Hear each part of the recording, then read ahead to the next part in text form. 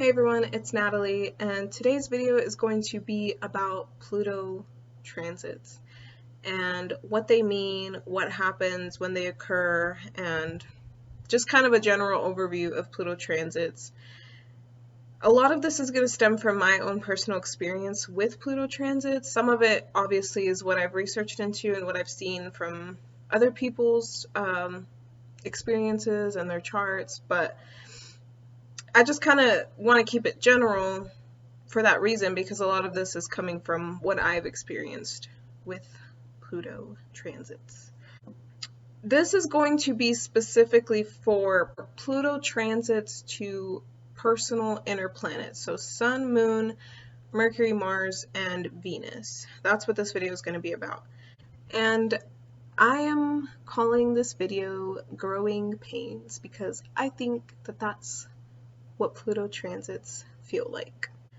So what is a Pluto transit? What I'm talking about is when the transit Pluto, like where Pluto is at right now currently, when he makes a direct aspect to a personal planet, any aspect. Pluto takes forever to transit through a sign and a house because it's the furthest planet out in the solar system. It only shifts like a degree a month or a month and a half, even depending on its retrograde. So from my personal experience, I think that you start to feel Pluto transits before it's making an exact aspect to, the degree of your planet. So before it makes that 0 degree orb aspect, because since Pluto travels so slowly, there's like a gradual buildup with Pluto, with that energy as it comes near to your personal planet. So I extend transit orbs from, like, just for me, this works for me, to a 3 degree orb. They take about 3 to 4 years to completely finish. So these are major transits just because they take so long, and they kind of represent like a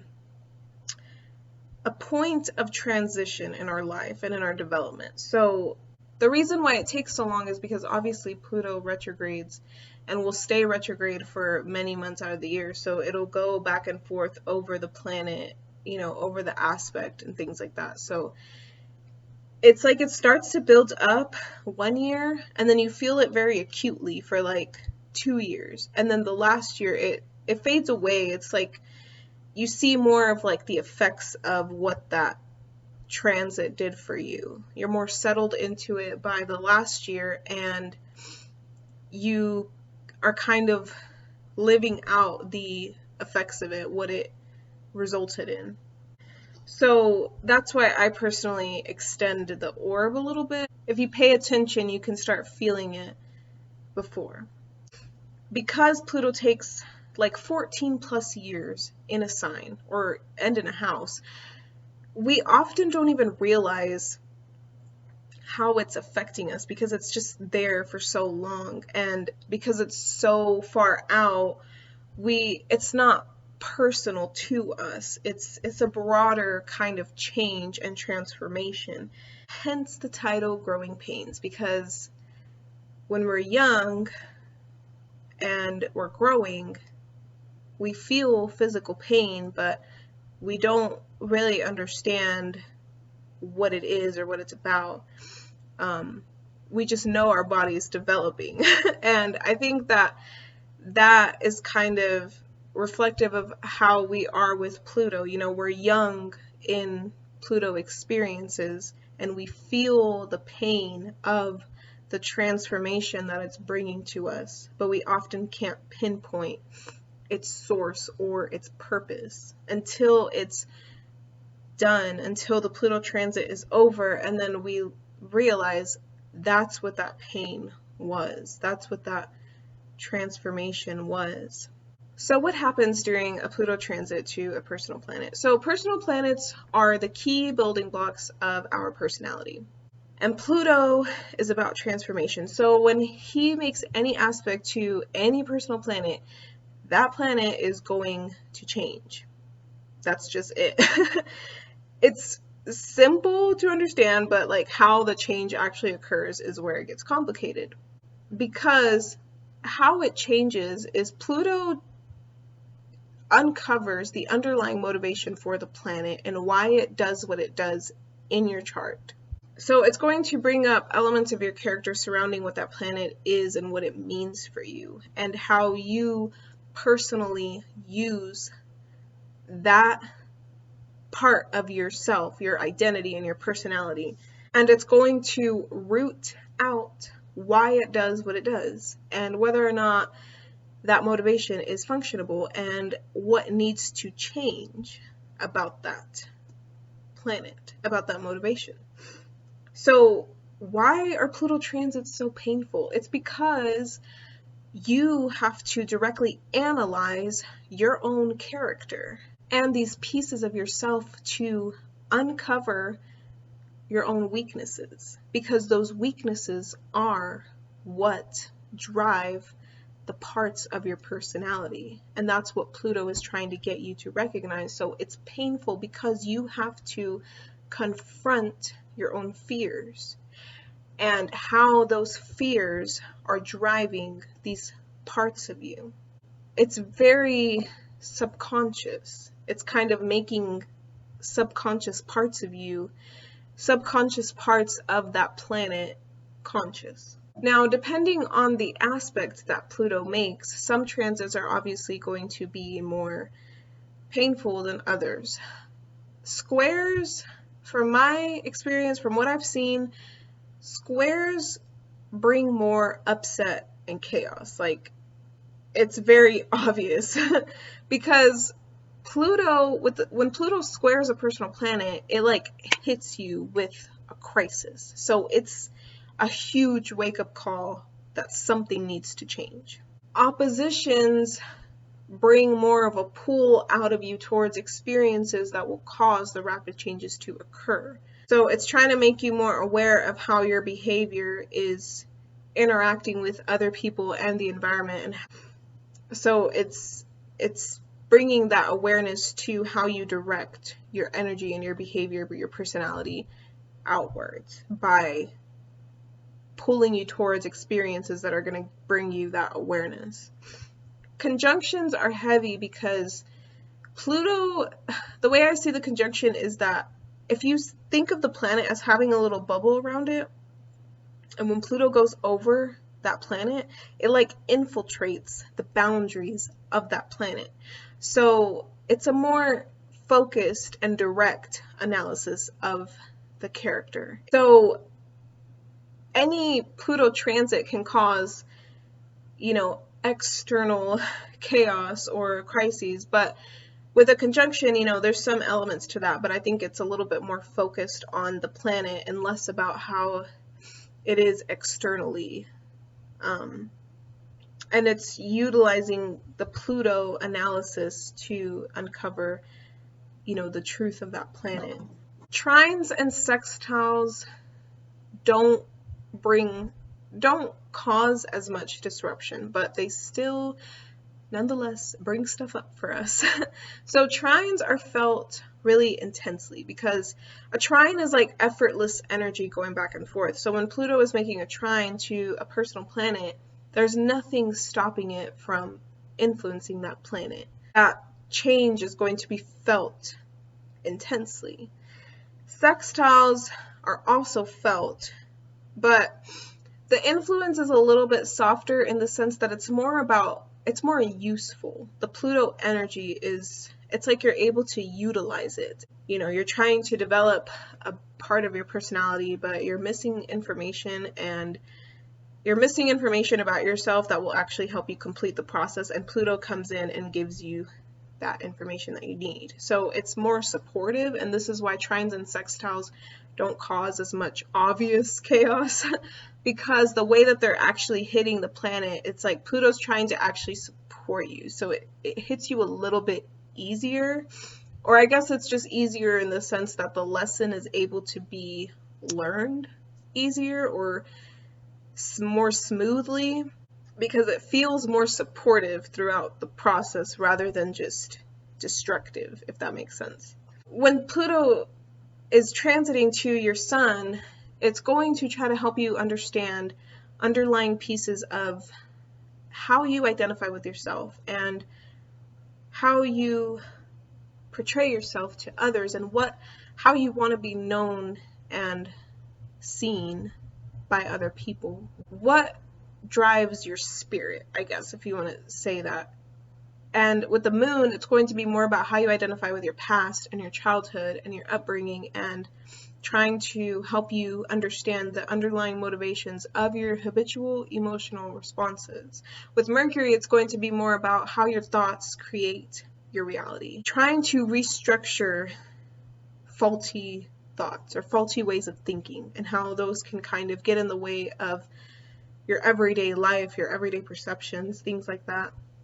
With Mars, it's going to be more about how you direct your energy and where is that underlying motivation coming from? You know, why is your instinct to go certain ways, and how you can better channel your energy in constructive ways. With Venus, it's going to be about your relationships with your with other people and money, your finances, your security, your resources, and how you value yourself, your self-esteem. It's going to help you understand why you're driven to secure yourself with things or with people, where that is coming from, and how that is reflective of how you feel about yourself.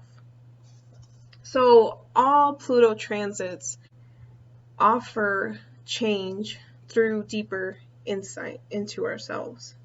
So we really are just becoming more aware of ourselves and what our key characteristics are about. Now, for my own personal experience, I think that Pluto transits toughen us up. They toughen up our personality and make it more resilient to crises that we have in life. Because Pluto represents stress and crises. So it's the things in life that just hit us hard, that nobody wants to deal with. Pluto brings that chaos to us so that we can understand how these pieces of our personality are able to handle that stress. How these pieces of ourselves, our character, are affected by it. And it's building a resiliency to these Pluto experiences so that we are able to face them more forthrightly moving forward in life. You don't just get this kind of strength for no reason in life. Like, you have to go through hard things to be able to understand what you're capable of and what you're capable of handling in life. So it's hard and it can be scary because Pluto is about all those things in life that we don't like to deal with. Like, that's why Pluto represents repression. But because it just throws these things onto you, you're now able to build the strength of that planet, of that key part of your personality, so that it can become strengthened as a result of those experiences. So I like to think of Pluto transits as walking through fire. So initially, the fire comes and we don't want to walk through it because nobody wants to walk through fire. I mean, that's just crazy. But we walk through it, Pluto, the fire of Pluto, and it burns off the weaker layers. It burns through the mysteries of that planet so that we are actually consciously aware of what it means and why, and its motivation and its true essence. It burns through all of that to get to the bottom of who you are, of that part of yourself. And then we walk out of the fire, and yes, we walk out with scars. Obviously, nobody gets through fire with nothing, with no mark on them. So you are going to have the pain still with you, but you also come out of it with a knowing that you're stronger than you think, and you're able to handle more than you realize. You come out with an inner knowing and an inner strength that carries you forward, with an understanding that you can go through hell and make it out. And just to kind of wrap it up, from my experience, I also think that a lot of what Pluto transits have to do with is confronting death and life, like the death, rebirth, transformation process that is seen in like every single part of life. As we confront that natural process of life, that everything has to die, like the natural, inevitable end of life. Things must die, things must end. All chapters in life eventually come to an end. We recognize how our selves, our lives, our identities are also part of that process too, meaning that parts of our personality structure have to go through their own cycles of death and rebirth as well. That's what we're understanding. We're understanding how parts of ourselves have to die so that they can be reborn again. So I just wanted to make this video as like a general overview of Pluto transits, so that maybe somebody out there who's going through Pluto transits or knows that one of them is about to come up, maybe this is something that you can take with you so that you can understand the purpose of the transit and why it's actually so important for your growth and development. Pluto transits are hard. And from my own personal experience, though, I can definitely look back on the Pluto transits that I've had and be grateful that I had those wake-up calls to change, because you know, you kind of wouldn't be who you are without Pluto, without those experiences that require you to change who you are. So I hope that this helped you understand Pluto transits, and let me know if you're interested in me talking about Pluto transits to all the personal planets, and let me know what your experiences are with Pluto and what you've learned if you want to share that. And thanks for watching. I'll see you next time.